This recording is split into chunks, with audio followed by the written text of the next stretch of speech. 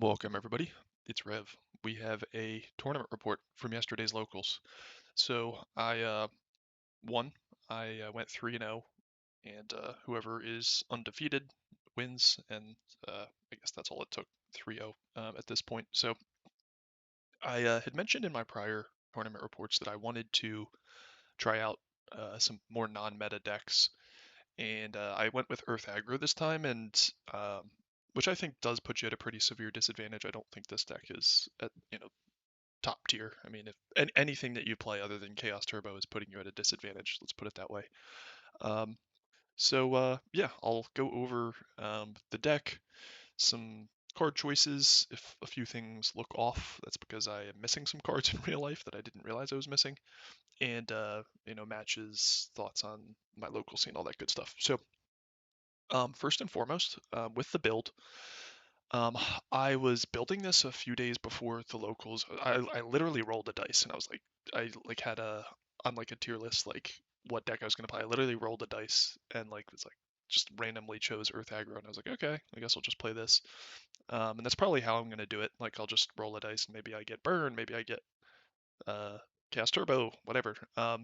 But my actual list does not run 3 rat. It runs Ninja Grandmaster Sasuke um, in the rat slot. Um, and the other card that's off is Magic Cylinder.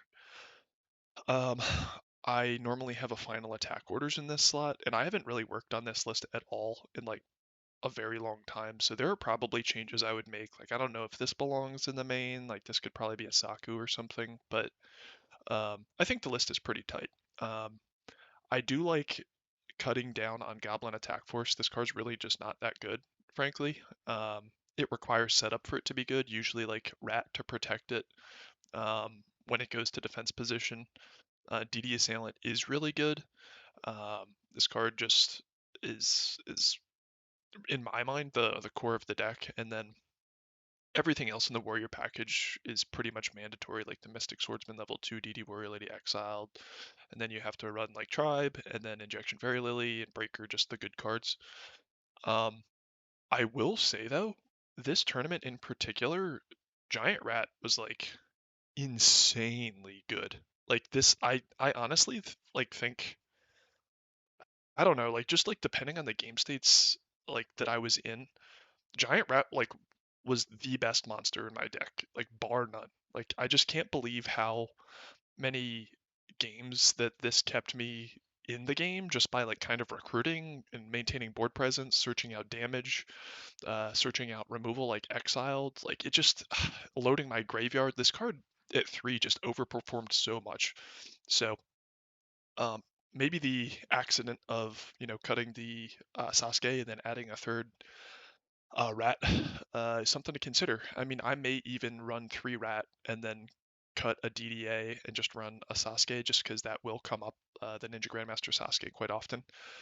On the spells, it's super standard. The only thing that, maybe there's a little bit of flex on is the Smashing Grounds, which I think are necessary to clear spies or just big stuff that you can't get over or stuff that you can't crash into, and just to remove stuff to go for game. The trap lineup is a little funky. I think this is probably just getting too fancy. I like the compulse. I don't think I drew it. No, I did draw it one time, and it baited out a solemn, so it was pretty good in that regard. Just because I was going to compulse, and then I was able to do 2 dust shoots, and my opponent kind of read that.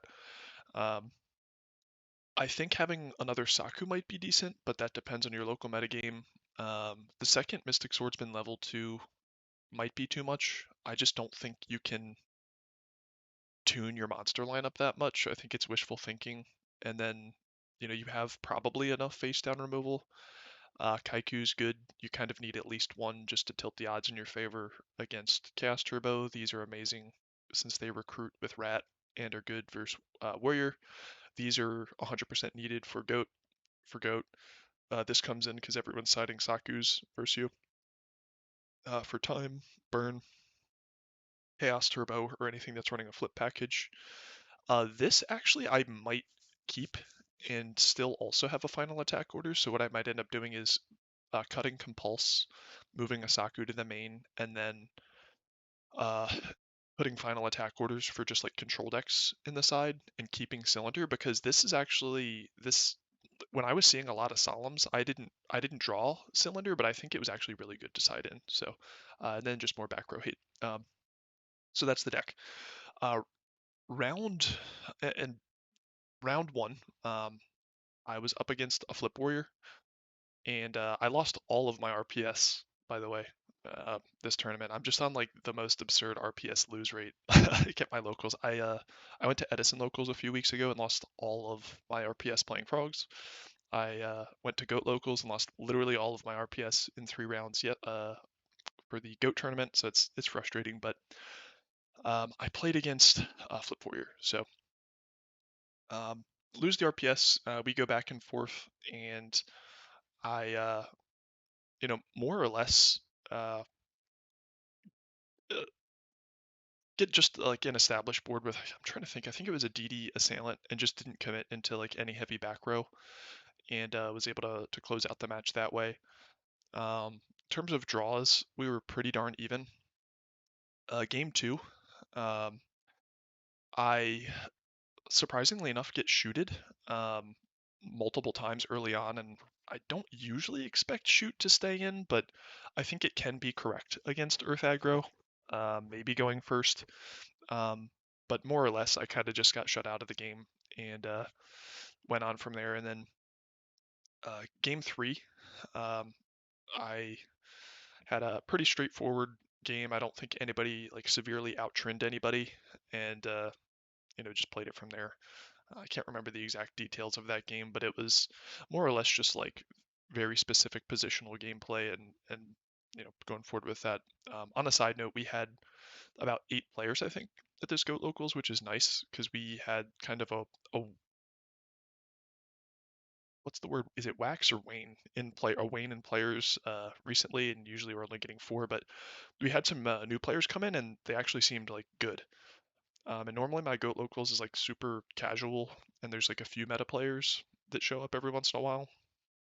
But the people that came in this time were all on like either like highly optimized Chaos Control lists or Warrior, and somebody was on a Chaos Turbo list with like a few weird tech choices. Like I think I saw like was it Morphing Jar or was it Cyber Jar? I can't remember. There's some like weird stuff that came in, but like I'd say 95% of their deck lists were meta with a few like odd tech choices. Um, so that was that. It was like a really, honestly, it was really, really good uh, tournament just because there were very few non-games. There was a lot of back and forth, other than getting like heavily shooted. Um, and then round two, I played against Chaos Control, so I was kind of upset about that just because I didn't have the Grandmaster Sasuke to deal with spies, and I didn't have final attack orders to punish goats. Um, and what basically happened is I lost the RPS, of course, as I had mentioned, and then over the course of several turns, I drew all of my Trinity pieces. And it was kind of one of those situations where I like activated pot, and then like that got me really close to Graceful, and then like Graceful got me into Duo. But I was pretty far behind because I got shooted turn one. And then he top deck pot, which got him Graceful, and then he was able to set up Magician of Faith, and we had like a very, very close grindy game. And I think it was like 400 to 200 life points, and he kind of just was able to like set up a swap play or something and win the game from there. Um, so yeah, I don't think he saw Duo, but my Duo didn't convert because he had Thunder Dragons in hand, and I only hit one real card. So we kind of were even on Trin. Game two, um, there's a lot of back and forth, and I shoot him early and just play 100% correct around everything that he has and kind of brick him because I think he had Chaos in hands, Chaos Sork, and a Thunder Dragon in his opener, and then just like a bunch of gas. But because I sent back the Thunder Dragon and knew his hand, I was just able to effectively play around everything, not overcommit, and just won since I forced him to activate like scapegoats and cleared the tokens, and that like was a minus for him. So I was just up on card advantage. Game three um, was very close to time, so we played a few turns, and I was able to get in like a swing or two. But he sets up a Thousand Eyes with my Goblin Attack Force attached to it, and we go to time, and we go 0, 1, 2, 3, and on turn 2, he was going to get the final turn, turn 3. There was a situation where I had 3 monsters in hand. It was DD Assailant, a Goblin Attack Force, and Tribe, and he had a set monster, 2 set back row, I think, 1 or 2 set back row, and then the Thousand Eyes with the Goblin Attack Force attached to it. So one swing would have won him the game because I was up by, I believe, 2,000 life points. Um, and I literally spent like 4 minutes like thinking about like every single punish. I was like, okay, ring is a punish, snatch is a punish if I go either tribe, or the 2 plays were obviously either tribe and clear, and then like just try to stick something um, with no defense and just make sure or hope he doesn't have enough damage. Or the other option was just set the DDA and hope that he didn't for some reason like keep in a nobleman or have like something to out my face down. Um, and like checking through the graves, I literally took me forever. I checked his grave like a bunch of times, checked mine, like thought like what are the potential punishes, and I had partial hand knowledge, so I knew he had a Tsukiyomi in hand, so he could reset the Thousand Eyes. And I just thought and thought and thought, and came to the conclusion that it would be best to set the DD Assailant and just hope he doesn't have an out for it, and hope that he can't like he wasn't Chaos Live either, by the way. And that ended up winning me the game. I mean, it was. I mean, I don't know what the statistics were, but I was like, there's maybe there's like a 55% chance that this is the correct play, and there's like a 45% chance that the tribe is the right play, because there were a few punishes he had. Like could have had ring, he could have had snatch. Um, what else? I think those were the main punishes for the tribe play. And at the end, he revealed his back row, and he did have ring, so um, it wound up working in my favor. So that was kind of lucky. I mean, there's just like more or less a coin toss. I was literally thinking about like just rolling the die and being like, is it set DDA or is it normal summon tribe? But like into his back row, I think it probably was correct just marginally to set the DDA. Um, Now round 3, I played against um, Warrior, and the 2 players that I played earlier, um, like just started getting into goats. Actually, the guy from round 2 is the first time I've ever seen him, and I think they played quite well. There were only like 1 or 2 things that I think were like objectively like suboptimal plays.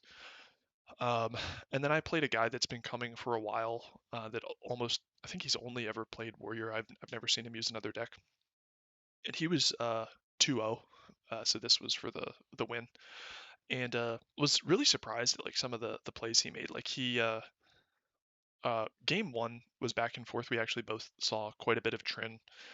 Um, Positionally, I was able to bait out some stuff with Solemn, and got him low, and then just more or less just pushed for game. Um, Frankly, just like by 100%, like just outplaying him. Like just I kind of was able to just read what he had, like know what his potential plays were. And then what surprised me is game 2 I did sack. Like I think I drew pot and heavy, and I had a My Body as a shield that allowed me to just like go ham into a torrential, and I just had it at the right time. I did hold it correctly though, but because he Saku'd something earlier, and I just didn't think it was worth it. But he kept in Mystic Swordsman level 2 and Nobleman's versus me, which is just objectively wrong. Um, so yeah, I was very surprised at that. I mean, that was just like a huge like misplay in side decking error. So I was surprised at that. I think he's like a really good player, but maybe he just doesn't play goat format enough to know the game plan of this deck. And one thing I definitely made sure to do, especially in game 1s, was never set anything. I didn't set like a single card game 1, even if it was like, theoretically correct. So um, that is the video, guys. Thanks for watching. I'm out.